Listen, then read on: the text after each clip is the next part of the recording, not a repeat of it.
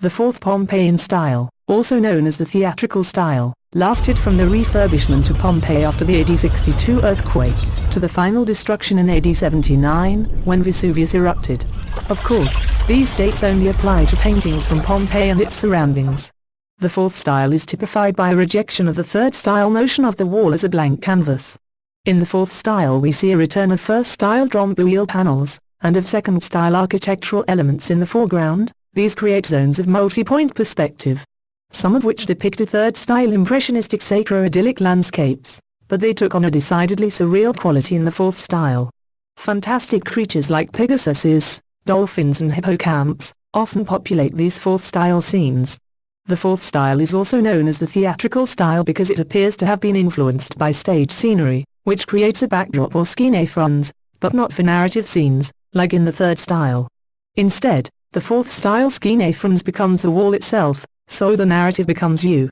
Effectively, you become the star of your own show. The wall is a backdrop to the comedy, or tragedy, of your everyday life.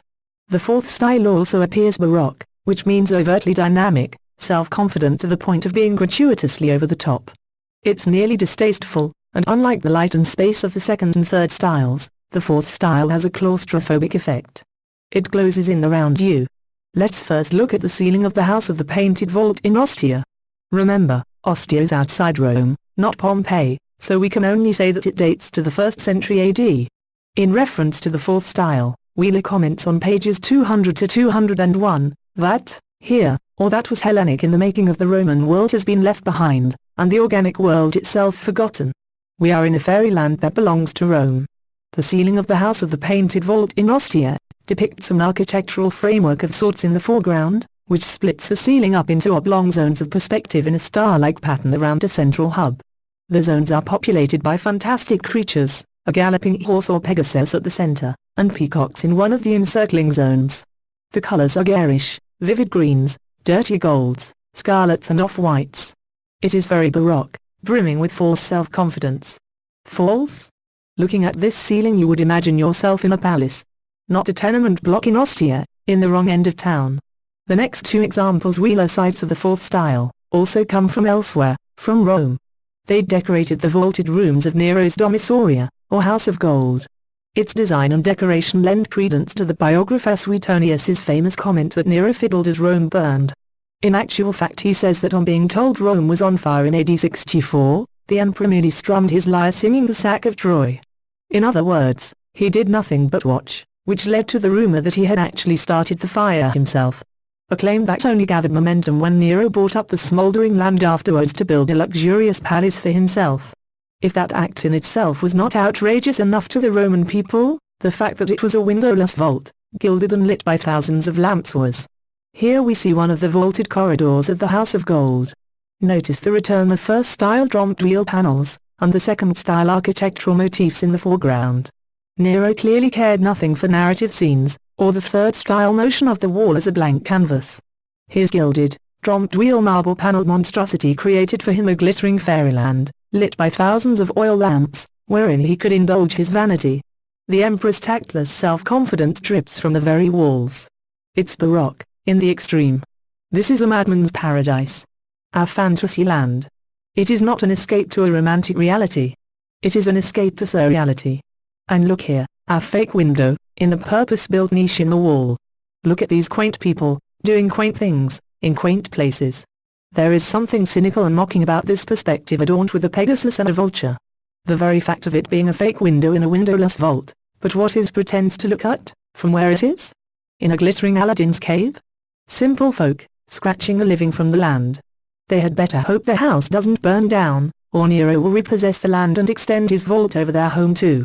Only some of the vaulted cellars of Nero's House of Gold survived today. Part of his ostentatious plan was to flood central Rome to make a pond outside his palace. The pond was later filled in with the concrete foundations of the Flavian amphitheatre, built by Emperor Vespasian and his heir Titus. The amphitheatre was nicknamed the Colosseum, after the colossal statue of Nero that once stood nearby. It disappeared along with any visual reminder of the mad emperor. We finish our examination of Roman wall painting on this painting from Herculaneum. Let's describe it. Are you ready? A tripartite portico rises up in the foreground with its central entrance protruding out. Its columns do not comply with any of the canonical Greek orders. They are composites, gilded and decorated in filigree. The architraves are elaborately embellished and carry vibrant red bands. The central architrave is a low arch but crowned by a broken red pediment. Pegasuses, hippocamps and dolphins perch on the gables. A tragic mask crowns the void of the pediment's missing cornice. In the background, more fantastical buildings loom and appear to stretch far back into oblivion. A golden tree branch seems to grow up straight out from the top of the architrave to the right foreground. It is bordered on the right by a deep green wall and by a red one to the left. The entire scene is crowned by what looks like an arcing green stage curtain, under a red frame, with gilded decorations, and another tragic mask is mounted on the center of the arch. How do we know what style it is? It counts as an example of the fourth style, which lasted from the refurbishments after the AD 62 earthquake to the final destruction of Herculaneum, with the Plinian eruption of Vesuvius in AD 79. Wheeler cites Amadeus Maiori, the chief archaeologist, who excavated at Herculaneum. Having discovered this painting, he wondered whether it might not be taken as documentary evidence for Roman stage production. A subject we know precious little about, because although we have the plays themselves, we do not have the stage directions. The fourth style is thus nicknamed the theatrical style for the following reasons. Quoting directly from Maiori's book entitled Roman Painting, Wheeler writes on page 200, "Might this not be a maquette of the decor designed for some gala performance at a court theatre, by one of those famous Baroque scenic artists of the 17th century, Ferdinando, Giuseppe or Carlo Bibbiena? In fact, it brings to mind one of those palaces which arose as if by magic on the stage on the first night of some 18th century opera." For this painting, like other fourth style murals, drew its inspiration quite literally from the theatres.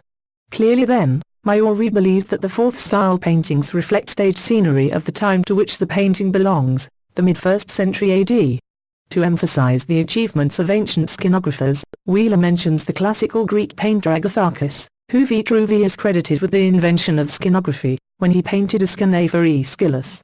Still on page 200, Wheeler goes on to connect classical Greek scenography with an evolving Roman one, from the time of Augustus, when theatre had become a popular form of entertainment necessitating purpose-built theatres throughout Rome.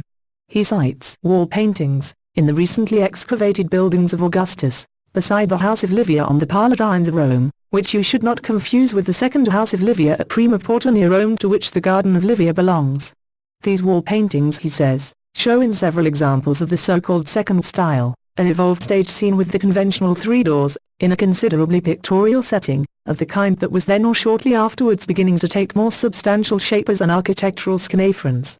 What Wheeler means by all this is that this fourth style painting from Herculaneum can be taken as documentary evidence for stage scenery in the mid-1st century AD, because it constitutes as another step in a longer sequence of clues stretching back to the earliest days of Greek drama in 5th century BC Athens, where Agatharchus painted scenes for the great tragedian Aeschylus, through to the Augustan era at the start of the 1st century AD where it took root in Rome, and beyond through the fourth style in the mid-1st century AD where it became established, so that by the end of the 1st century AD, for instance, the architect commissioned to plan the theatre at Lepkis Magna in North Africa designed the scenaphrons with a clearly defined idea of what it should look like. A scheme we see mirrored throughout the empire in subsequent theatres. Thus, the fourth style was unquestionably influenced directly by the theatre. Finally, we can identify this painting as belonging to the fourth style because this theatrical scenaphrons, or backdrop, does more than just remind us of the theatre. Its garish colours, reds, golds and greens, the fantastical triple portico, typical of Greek theatre backdrops, and the infinite nonsensical space behind has a sobering effect on the viewer. We are transfixed in the room looking at this impossible scene. It's almost frightening. Unlike the third style that presented us with narrative scenes to interpret, or the second style which offered us views onto a distant space, just out of reach, but there, this fourth style backdrop traps us inside the room.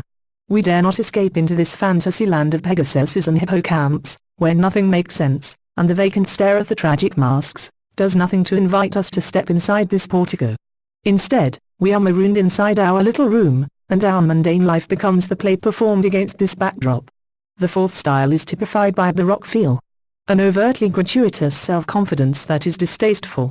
Overly generous splashes of golds and reds affront our eyes under a canopy of emerald green. It's a frightful sight. Who commissioned this painting and why? What did they do?